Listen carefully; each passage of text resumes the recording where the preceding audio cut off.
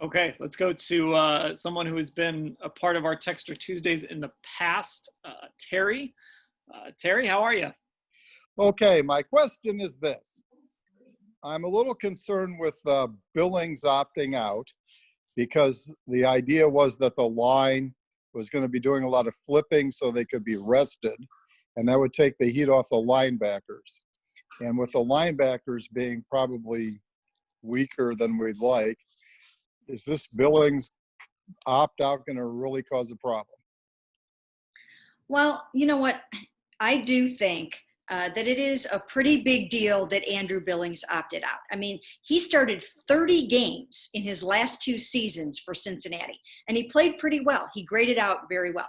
As a matter of fact, according to ProFootballFocus.com, he was the 50th best defensive tackle amongst qualifying defensive tackles with a minimum of 20% of the snaps. Larry Ogunjobi graded out at 105. So that's a significant difference for a starting defensive tackle. So I do think that's a hit. I think he would have, at the very least, have been part of the defensive tackle rotation. He may have challenged for the starting job. But if you watch Larry Ogunjobi, you see that he worked really, really hard in the offseason. He added 9 pounds of lean muscle mass, and he's just working like gangbusters to be ready for the season. They also have Jordan Elliott, the rookie, that can come in and really press for some playing time there. This is an opportunity for him now to really step up and show that he deserves to be in that rotation. Yeah, Terry, I think you're onto something here. This defense is already obviously the weak link of this team, and specifically the front seven. There's a little more depth in the secondary behind these guys. But when you lose one part, whether it was going to be a rotation guy or perhaps a starter like Mary Kay brought up, it's going to potentially cripple this whole front seven. They're going to bring someone in, but they specifically brought him in to help stop the run. And as you remember last year, games like Arizona and then the Ravens on the back end, this team was getting ran all over, and Billings was going to help contain that. I don't know if Jordan Elliott's ready to be that player. And then a guy like Jacob Phillips, though a linebacker, like you said, this front, the defensive line was supposed to come in and protect the linebacker group, and now they've taken a hit.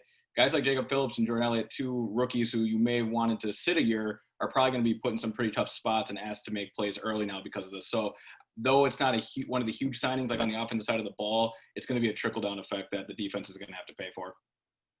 I was excited about Billings. He was a guy that I really wanted to see. I think I've said that here on the pod multiple times. I just did a little research on him, watched some clips of him. I didn't do a huge deep dive on him, but just watching kind of his ability and the things he could do.